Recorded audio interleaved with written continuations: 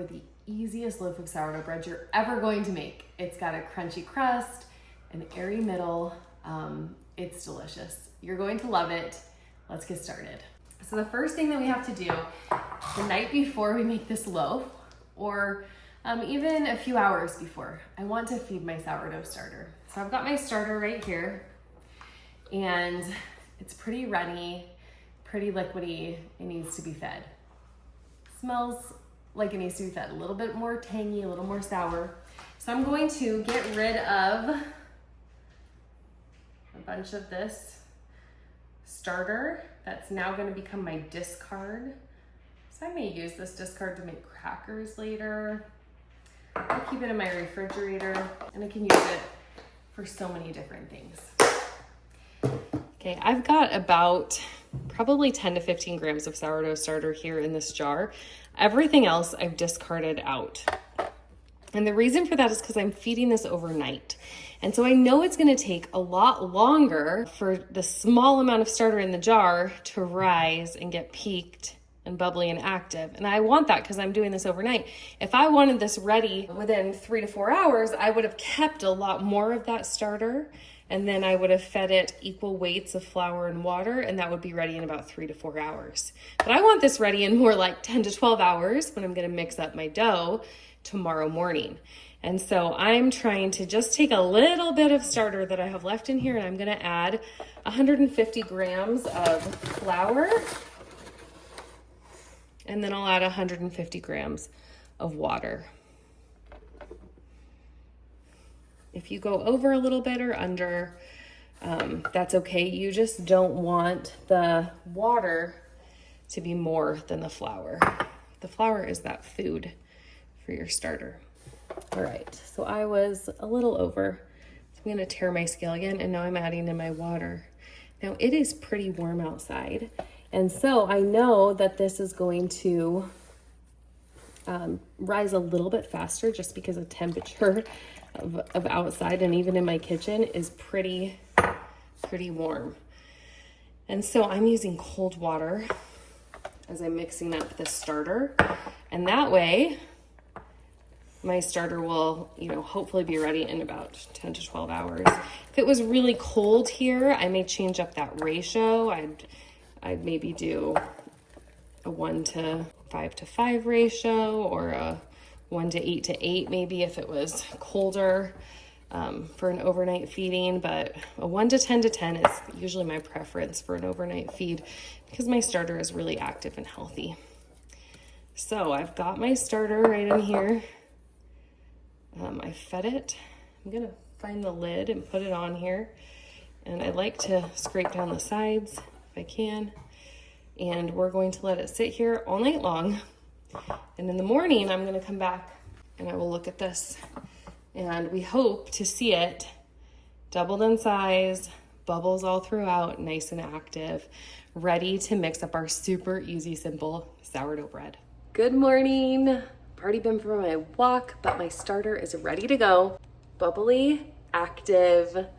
I am ready to mix up this easy, super simple sourdough bread. Let me show you how it goes. All right, I've got my active bubbly starter. See how much it's risen? It's all bubbly here, and it is just ready to go. I always like to feed my starter before feeding bread or anything, because at this state, this risen state, it's got the most active, happy, bubbly yeast. And so that's gonna make my dough even better, my bread even better. So I like to use a kitchen scale. I'm gonna turn on my scale and I go to grams. This makes it really easy to scale a recipe up or down. And we're gonna stick my bowl on my scale, and then I tear the scale so it's gonna be at 0. Now this dough recipe is formatted, this bread, so that you can mix it up in the morning like I am, and then bake it around dinner time. And because of that, we only use about 60 grams of sourdough starter because it's gonna rise all day, and then we're gonna shape it in the evening. So I'm putting about 60 grams. You could take a little bit out if you're a little over, but a little over, a little under is gonna be just fine. And then I'm going to add in here, I'm gonna tear my scale again, I'm gonna do 340 grams of water. This is a pretty wet dough, but you want that because the water, I went over, so I'm gonna pull a little bit out. You want the dough to be fairly wet because we're not doing any kneading of this dough. It's literally mix it like I'm gonna do right now, let it rest all day, shape it, bake it. And what happens is that this wetter dough is going to allow the gluten to develop, because as soon as the flour, mix this up a little bit. As soon as the flour and the water meet, gluten strands start to form. And so we want it to be a little bit wetter dough so it has more chance to develop those gluten strands since we're doing nothing else. Okay, then I'm gonna add in 10 grams of salt. And we'll add in 500 grams of bread flour. Now you could also use an all-purpose flour. You could do a combination of a wheat flour and a bread flour. If you do that, your bread may ferment a little bit faster using the whole wheat. But right now I'm just using bread flour, 500 grams, and then we're gonna mix this up. To mix this, I'm using my dough whisk. You could use your hands, you could use a wooden spoon, anything like that. What you really want is just for this dough to be completely moistened with the water. And I'm even gonna take my hand and go in here, give it a couple little kneads just to make sure that it's completely all together. Okay, once I have this ball of dough, I'm going to transfer it to a clear container, because I want to be able to see the rise in this dough as it rises all day long. Now, the rate that it's going to rise is really dependent on the temperature of the dough. Sourdough performs the best in like 76 to 80 degree temperature range. See how that gets a little bit more sticky as I'm working with it? That's really normal. You want this wet dough. Okay, I'm gonna transfer it. And depending on the temperature of my dough, that's how long it's gonna take to rise. It may take me 8 hours, it could take 12. It just depends on how warm this dough is and the percentage rise that I see. I want to see this double in my container. So let's switch it over. I like a container that you can see it's clear and it'll show you really how much it's risen. Also, one tip for working with sticky dough, I just got my hands a little bit damp, and that makes it easier to work with this dough that's a little bit more sticky. Use damp hands to stick it in there. Okay, then I cover it up, and we're gonna come back to this and check on it, maybe throughout the day. Oh, one more thing. I do wanna take the temperature of this dough because I am curious what temperature it's at right now. So my dough is about 79, so I can tell that this may be going a little bit faster today. If it was a little bit warmer, it's a summer day, so if it was warmer, it's gonna go faster. If it's colder, it's gonna go slower. So be watching your temperature so that you can know when it's gonna be ready. If you wanted to slow it down even more, use cold water and put it in a place that's cooler. If you wanna speed it up, use a little bit warmer water. It's been probably 3 to 4 hours. Look at this dough so far. Spread out, filled out a lot of the container, and it's barely risen just a little bit. So I want to see this come up a little bit more before we're going to shape it. It's maybe about halfway through its rise. We're just going to let it keep doing its thing right here. I am going to check the temperature one more time. It's still right around that 80 degree mark. So it may be done a little tiny bit earlier than the recipe timeline, but it'll be close.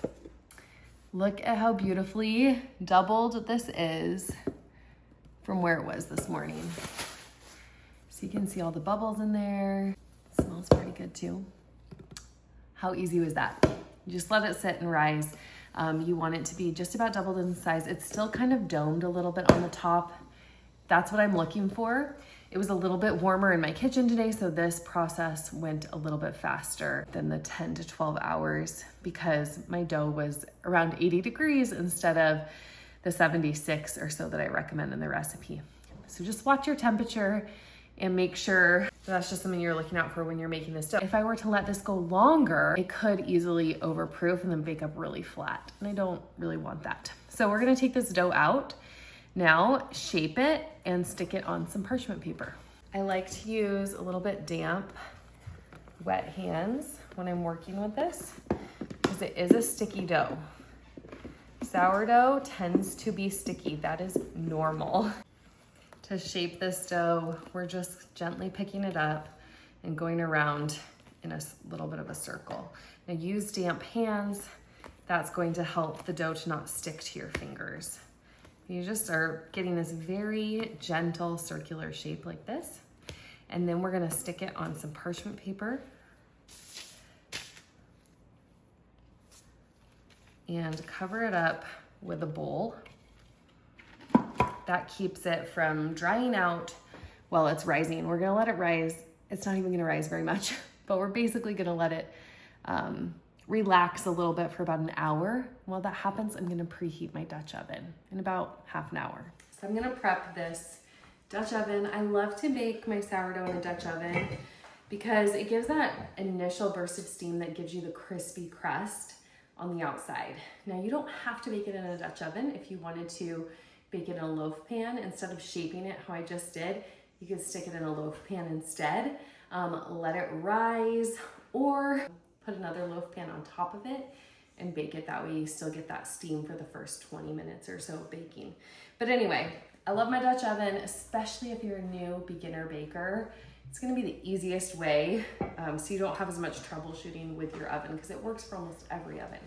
So I'm gonna preheat this in my oven right now, get it ready, and then we'll bake our bread. So I just stuck my Dutch oven in my oven. I'm heating it to 500 degrees, and I put a baking steel underneath. This is going to help so the bottom of my crust doesn't get overly burnt. A really good Dutch oven will also help that, but I like putting a baking stone, a baking steel, or even just a sheet pan in there, and that will help deflect some of the heat from the bottom so it doesn't get overly crispy. I just pulled this Dutch oven out of my oven. It's been preheating. Now this may not look like much. It's just flattened out a little bit. I'm gonna take a sharp knife and just do a little score on the top. This bread is not for intricate scoring at all, so it doesn't look like very much. I'm gonna take this and stick it right into the pot. Just you wait and see what it looks like. There it is going in. We're gonna see what this looks like in about 25 minutes. I just stuck this in my oven. I'm gonna decrease the temperature to 450. We're gonna bake this for 25 minutes, and then we'll take the lid off for the last 20 minutes. Okay, moment of truth.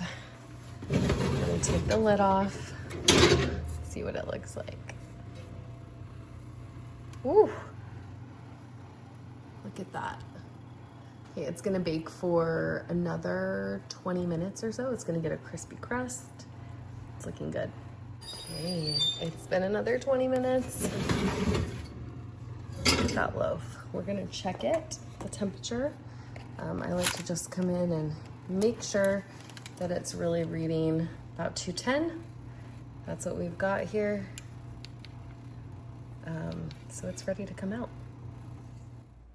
This is the easiest sourdough bread you are ever going to make. The main thing with this is to just let it double in size before you shape it.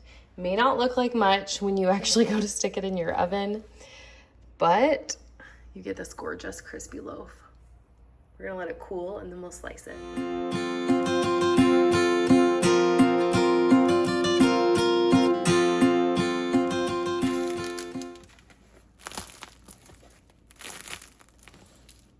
I can't resist cutting into warm bread. It's been resting about an hour, so we're gonna go ahead and slice into it. Now, is this gonna be your most fancy loaf of sourdough bread that you can make? No. Okay, it doesn't have any of the stretch and folds with any of those things, but makes a very, very good, just easy sourdough loaf. I think you're gonna love this one. Give it a try and let me know how you like it. I love mine. A little bit of butter on there.